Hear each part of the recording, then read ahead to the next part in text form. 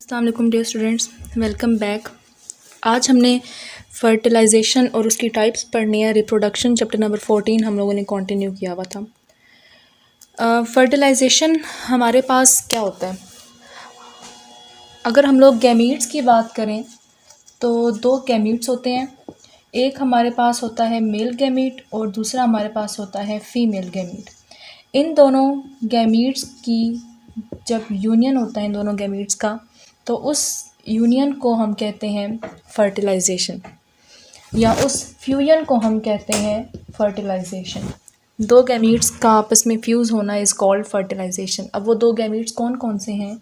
Mail के अंदर हम लोगों ने जैसे पिछले लेक्चर में देखा, प्रोड्यूस होते हैं sperms, they are in large quantity, they are motile. और फीमेल के अंदर जो प्रोड्यूस होने वाला गैमीट है इट इज़ एग। अब हम थोड़ा सा इसका डिफरेंस भी साथ देख लेते हैं। स्पर्म्स की अगर बात की जाए तो दीज आर मोटाइल सेल्स, सबसे पहली बात। उसके बाद these are produced in large number and these are small in size. और उसके मुकाबले अगर एग की बात करें तो these are non motile, means they have not ability to move. It is single, एक ही प्रोड्यूस होता है। बाकी हमने पोलर बॉडीज़ पढ़ी थी, वो डीजनरेट हो जाती हैं। उसके बाद एक ही होता है और ये लार्ज इन साइज़ होता है। तो ये इनका थोड़ा सा क्या है, डिफरेंस है। तो इनकी जब फ्यूजन होती है तो उससे हमारे पास इन गैमीट से इनको क्या बोलते हैं, फर्टिलाइजेशन। उसके बाद हमारे पास अगर हम फर्टिलाइजेशन की टाइप्स की बात करें तो हमारे पास फर्टिलाइजेशन की एक्चुअली बेसिकली टू टाइप्स हैं। टू टाइप्स हमने किस बेस पर इसकी टाइप्स जो हैं वो बनाई हैं, on the basis of environment, कि कहाँ पर फर्टिलाइजेशन हो रही है। अगर तो फर्टिलाइजेशन हमारे पास होती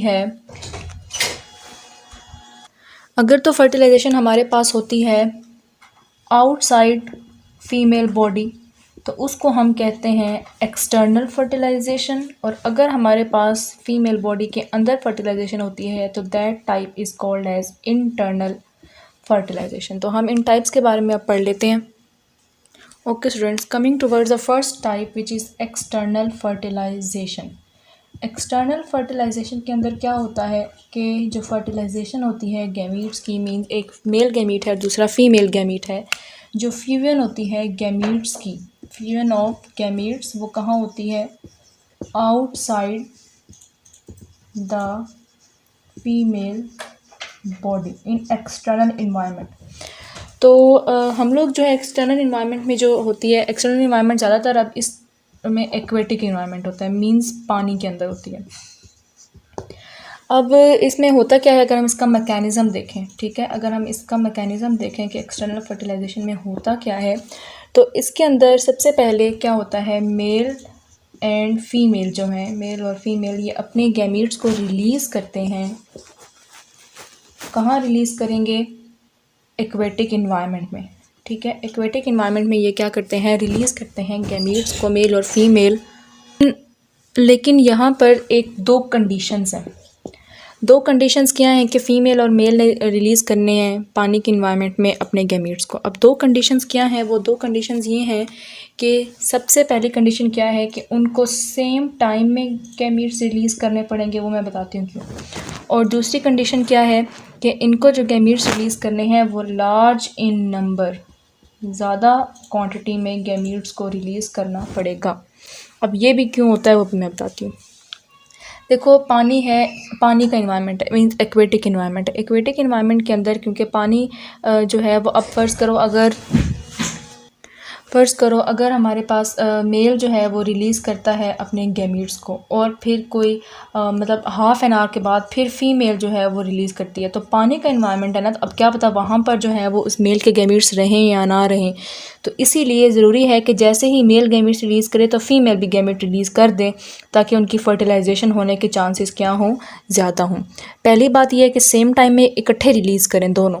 दूसरी बात क्या है कि अब फ़र्ज़ करो कि अगर कहते हैं कि मेल ने जो है वो एक गैमीट रिलीज़ किया और फीमेल ने भी जो है वो सिर्फ एक एग रिलीज़ किया एक्सटर्नल एनवायरनमेंट पानी के अंदर।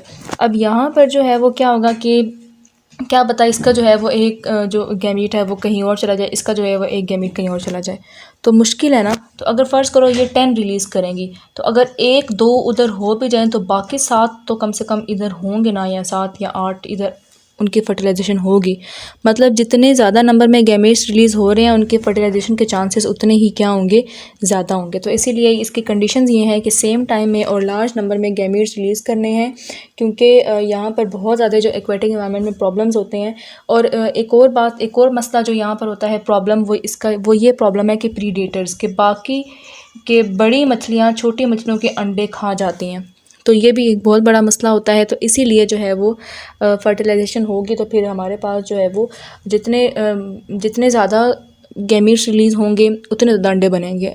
50 अंडे बने, अगर फ़र्ज़ करो 50 ज़ाइगोट बने, उसमें से अगर वो 40 खा भी ले तो कम से कम 10 तो उसके रह जाएंगे ना पीछे, जो सर्वाइव कर सकेंगे। तो इसीलिए जो है ये क्या है, इसकी एक शर्त है। उसके बाद जो है वो अब एक्सटर्नल फर्टिलाइजेशन सवाल ये पैदा होता है कि करते कौन कौन से ग्रुप हैं। मतलब कि आपने 5 ग्रुप पढ़े हुए हैं, एम्फीबियन, रेप्टाइल, फिशेस, बर्ड्स और मैमल्स। तो उनमें से सिर्फ दो ग्रुप पहले दो ग्रुप कौन से हैं, फ़िश प्लस एम्फीबियंस। ये वो ग्रुप हैं जो एक्सटर्नल फर्टिलाइजेशन करते हैं पानी के अंदर। फ़िश के अंदर आप लोग एग्जाम्पल ले लो, आप सैल्मन की एग्जांपल ले लो। उसके बाद एम्फीबियंस में आप फ्रॉग की ले लो, टोड की एग्जांपल ले लो, सैलामेंडर की ले लो, ठीक है, न्यूट्स की ले लो। ये सब जो है वो क्या है, एम्फीबियंस हैं जो कि एक्सटर्नल फर्टिलाइजेशन करते हैं।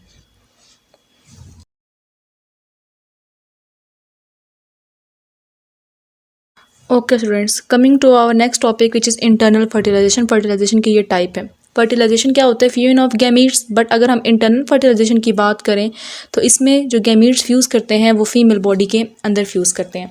अब अगर हम इसका मैकेनिज़्म देखें तो सबसे पहले अगर हम इसका मैकेनिज़्म देखें कि कैसे जो है वो ये होता है प्रोसेस, कैसे जो है वो फीमेल बॉडी के अंदर हो रही है, तो इसके अंदर क्या किया जाता है कि जो स्पर्म्स होते हैं जो कि मेल गैमीट्स हैं उनको लॉज कर दिया जाता है, और lodged inside the female body, उनको इनोक्यूलेट कर देते हैं फीमेल बॉडी के अंदर। तो अब इसमें जो है हमारे पास दो तरह के ग्रुप्स होते हैं। ये जो है ये ज़्यादा हमारे पास एडवांटेजियस होती है, क्योंकि इसके अंदर जो ज़ाइगोट होता है उसको फीमेल बॉडी ने फुल तरीके से प्रोटेक्ट किया हुआ होता है, उसको फुल प्रोटेक्शन मिल रही होती है फीमेल बॉडी की तरफ से। तो इसीलिए जो है वो क्या होता है कि वो मतलब कि बाकी प्रीडेटर्स वगैरह से बच जाता है। अगर इसमें अब दो ग्रुप्स हैं हमारे पास, अब एक ग्रुप के मुताबिक अगर हम देखें तो उसमें जो हमारे पास एनिमल्स आते हैं वो एनिमल्स हमारे पास कौन कौन से हैं, रिप्टाइल्स और बर्ड्स। अगर हम रिप्टाइल्स और बर्ड्स की बात करें, रिप्टाइल में आप एग्जांपल लोगे स्नेक की, बर्ड में आप एग्जांपल ले लो हैन की, मोस्ट कॉमन बर्ड है। तो इनकी अगर हम लोग बात करें तो इनके अंदर जो है वो क्या किया जाता है कि एग के अराउंड, ठीक है, एग के अराउंड, या आप ये कह लो कि ज़ाइगोट जो होता है, ठीक है, ज़ाइगोट के अराउंड जो है वो फुल प्रोटेक्शन दी जाती है उसको। कैल्शियम कार्बोनेट का शेल होता है विच इज़ कॉल्ड एग। आप अंडे को देख लो और उसके अंदर जो है वो फिर यहाँ पर एक ज़ाइगोट होता है, जो अंडे की जर्दी होती है उसके ऊपर ज़ाइगोट होता है। तो खैर आप लोगों का दिल ना ख़राब हो, उस बात को नहीं ज़्यादा डिस्कस करते हैं। तो अब यहाँ पर जो है वो प्रोटेक्शन बहुत ज़्यादा मिल रही होती है ज़ाइगोट को।